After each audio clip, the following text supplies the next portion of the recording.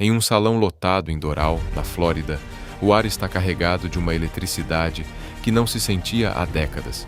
Donald Trump sobe ao palco e, com uma frase, redefine o destino do Caribe. Não é apenas retórica de campanha. Desta vez, o tabuleiro é outro. Atrás das cortinas, o secretário de Estado, Marco Rubio, o maior pesadelo de Havana, já está movendo as peças. O regime cubano, asfixiado por uma crise energética sem precedentes e sem o oxigênio financeiro de Moscou ou Pequim, parece estar pela primeira vez em 70 anos contra a parede. Mas o plano de Washington vai além de Cuba.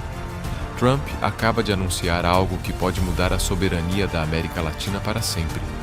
Uma coalizão militar para erradicar os cartéis. Seria essa uma missão humanitária? Ou o renascimento da doutrina Monroe sob uma nova e agressiva roupagem? Hoje, vamos analisar o que está acontecendo nos bastidores dessa negociação secreta entre Washington e Havana. Por que os cartéis entraram na equação? E o que acontece com o resto da América Latina se esse acordo for selado a ferro e fogo? Prepare-se. O jogo de xadrez mais perigoso do século XXI acaba de entrar no seu endgame. Para entender a fala de Trump, precisamos olhar para o que sobrou de Cuba em 2026. A ilha não enfrenta apenas dificuldades, ela vive um colapso sistêmico. O sistema elétrico nacional tornou-se uma relíquia do passado. Sem petróleo subsidiado da Venezuela, que agora luta com seus próprios demônios internos, e com a Rússia focada em suas frentes de guerra na Eurásia, Havana ficou no escuro, literalmente.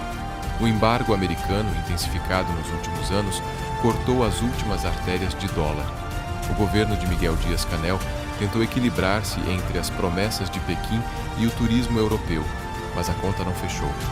Em 2026, a inflação é incalculável e as prateleiras estão vazias. O regime não está mais lutando por uma ideologia, está lutando pela sobrevivência física. 1.2 O martelo diplomático. Quem é Marco Rubio neste jogo?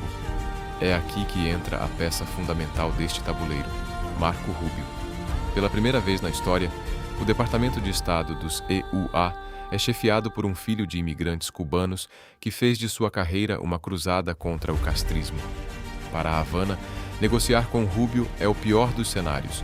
Ele conhece os mecanismos de controle do Partido Comunista Cubano como ninguém. Quando Trump diz que Cuba está negociando com Marco e comigo, ele está enviando uma mensagem clara. O tempo da diplomacia de mãos estendidas da era Obama acabou. Agora, a oferta é transacional. É o Art of the Deal aplicado à geopolítica bruta. 1.3 A mesa de negociações. O que está em jogo? O que Cuba tem a oferecer? Praticamente nada, exceto sua posição estratégica e a promessa de não gerar uma crise migratória em massa que inundaria a Flórida. O que os EUA querem? A desmilitarização do regime e o afastamento definitivo de bases de espionagem russas e chinesas em solo cubano. Mas há um novo ingrediente nesta mistura: a menção de Trump aos cartéis. Ao ligar a sobrevivência do regime cubano à segurança das fronteiras americanas, Washington está preparando o terreno para uma intervenção que não será apenas política, mas policial e militar. Mas o que realmente chamou a atenção dos analistas naquela tarde em Doral não foi apenas o ultimato a Havana, mas a ferramenta que Trump pretende usar para consolidar seu poder na região: uma nova e inédita coalizão militar. Ao convocar aliados latino-americanos para erradicar os cartéis, o governo americano está mudando as regras do jogo. Esqueça a guerra às drogas feita apenas por agentes da DIA, ou inteligência policial. O que está na mesa em 2026 é a militarização definitiva do combate ao crime organizado transnacional. Para muitos, isso soa como uma doutrina Monroe revigorada. Ao rotular os cartéis como organizações terroristas, Washington cria o arcabouço jurídico para operar além de suas fronteiras, alegando legítima defesa. E é aqui que Cuba entra no centro do alvo. Ao sugerir que o regime cubano está nos seus momentos finais, Trump está enviando um sinal aos vizinhos. Quem não estiver no barco da nova coalizão militar pode acabar isolado, ou pior, ser visto como um facilitador do caos.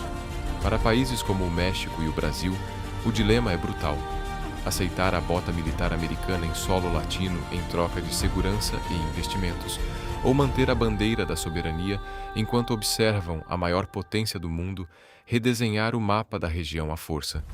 A estratégia é clara: se Cuba cair, cai o último grande obstáculo ideológico para o avanço dessa hegemonia militar no Caribe.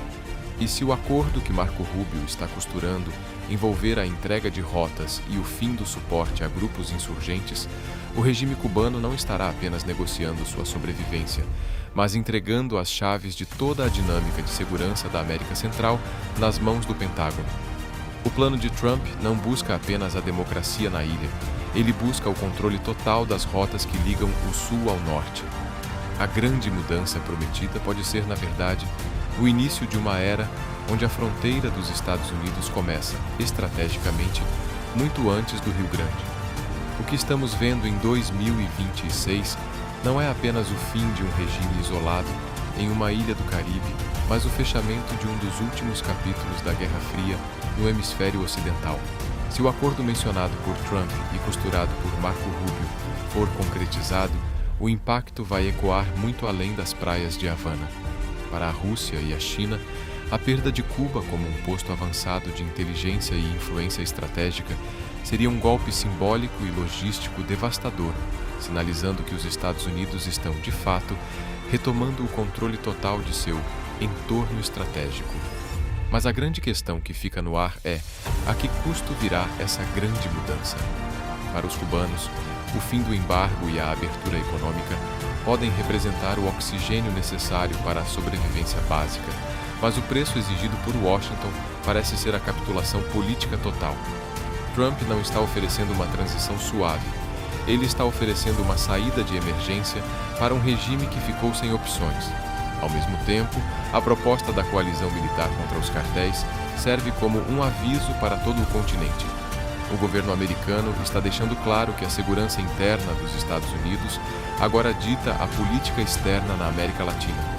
Não se trata mais apenas de democracia ou ideologia, mas de controle territorial e combate a ameaças transnacionais que Washington não está mais disposto a tolerar. Se essa grande mudança em Cuba se confirmar nos próximos meses, o mapa da geopolítica global terá sido redesenhado. Veremos o triunfo de uma diplomacia transacional e agressiva, onde o poderio militar e o estrangulamento econômico são usados para forçar acordos que antes pareciam impossíveis. O xeque-mate está no tabuleiro. Resta saber se Havana entregará o rei ou se o mundo assistirá a um colapso que pode desestabilizar toda a região. Uma coisa é certa: o silêncio atual do governo cubano diante das declarações de Trump é o barulho mais alto que já ouvimos vindo da ilha em décadas. O tempo está acabando e o desfecho dessa história definirá quem realmente manda no século XXI americano.